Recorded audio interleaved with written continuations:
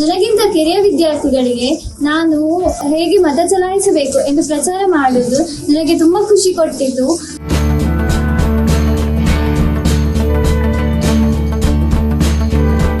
ಹಾಗೂ ಅವರು ನನ್ನ ಹತ್ರ ಬಂದು ಕೇಳ್ತಿದ್ರು, ಅಕ್ಕ ಇದನ್ನು ಹೇಗೆ ಮಾಡಬೇಕಂತ. ಅದನ್ನು ನಾನು ಹೇಳಿಕೊಟ್ಟು ನನಗೆ ತುಂಬ ಖುಷಿ ಆಯಿತು. ವಿಧಾನಸಭಾ ಚುನಾವಣೆಯಷ್ಟೇ ಕಾವು, ಬಿರುಸಿನ ಪ್ರಚಾರ ಮತ್ತು 100% ಮತದಾನ. ಆದರೆ ಇದು ರಾಜಕೀಯ ಚುನಾವಣೆಯಲ್ಲ. ಬಡಗ ಎಕ್ಕಾರು ಸರ್ಕಾರಿ ಪ್ರೌಢಶಾಲೆಯ ವಿದ್ಯಾರ್ಥಿ ಸಂಸತ್ ಚುನಾವಣೆಯ ಸಂಭ್ರಮ.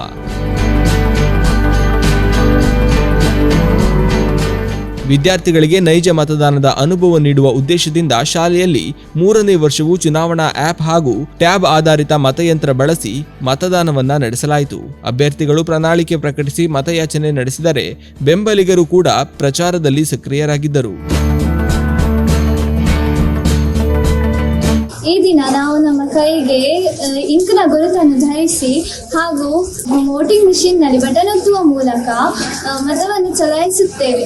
ನನಗೆ ಈ ವರ್ಷ ಅತ್ಯಂತ ಖುಷಿ ಕೊಟ್ಟ ವಿಷಯವೇನೆಂದರೆ, ನನಗಿಂತ ಕಿರಿಯ ವಿದ್ಯಾರ್ಥಿಗಳಿಗೆ ನಾನು ಹೇಗೆ ಮತ ಚಲಾಯಿಸಬೇಕು ಎಂದು ಪ್ರಚಾರ ಮಾಡುವುದು ನನಗೆ ತುಂಬ ಖುಷಿ ಕೊಟ್ಟಿತು.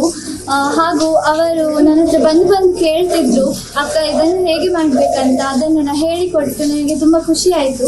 ಅದಲ್ಲದೆ ನನ್ನ ತಂದೆ ತಾಯಿಯರು EVM ಬಳಸಿ ಹೇಗೆ EVM ಆ್ಯಪ್ನಲ್ಲಿ ಹೇಗೆ ಮತವನ್ನು ಚಲಾಯಿಸುವುದು ಎಂದು ಮಾತನಾಡುವುದನ್ನು ಕೇಳುತ್ತಿದ್ದೆ. ಆದರೆ ಈ ಅವಕಾಶವನ್ನು ನಾನು ಬಳಸಿದ್ದು ನನಗೆ ತುಂಬ ಅತ್ಯುತ್ತಮ ಅನುಭವವಾಗಿತ್ತು. ಆಧಾರ್ ಕಾರ್ಡ್ ಹಾಗೂ ಶಾಲಾ ಗುರುತಿನ ಚೀಟಿಯೊಂದಿಗೆ 130 ವಿದ್ಯಾರ್ಥಿಗಳು ಮತ ಚಲಾಯಿಸಿದ್ದು, ವಿಶೇಷವೆಂದರೆ ಒಬ್ಬರು ನೋಟಾ ಆಯ್ಕೆಯನ್ನ ಬಳಸಿರಲಿಲ್ಲ.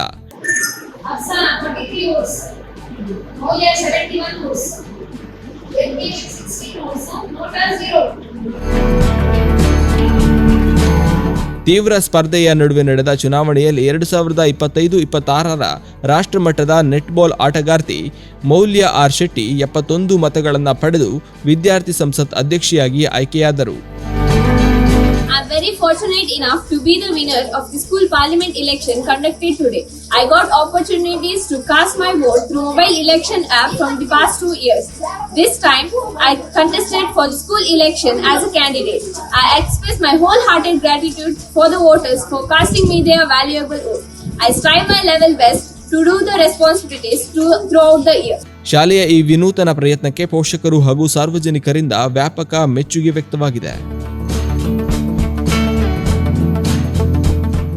ಜಗತ್ತಿನ ಅತಿ ಹೆಚ್ಚು ಮತದಾರರನ್ನು ಹೊಂದಿರುವಂತಹ ಬಲಾಢ್ಯ ಪ್ರಜಾಪ್ರಭುತ್ವ ವ್ಯವಸ್ಥೆ ಭಾರತದಲ್ಲಿದೆ.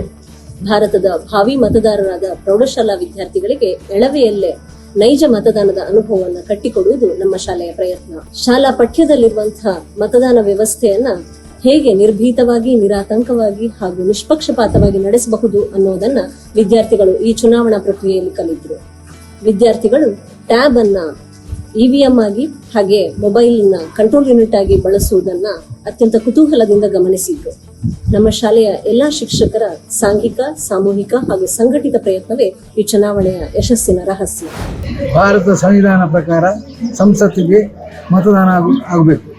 ಇವತ್ತು ನಮ್ಮ ಶಾಲಾ ಸಂಸತ್ತಿನ ಮತದಾನವು ನಡೆಯುತ್ತದೆ.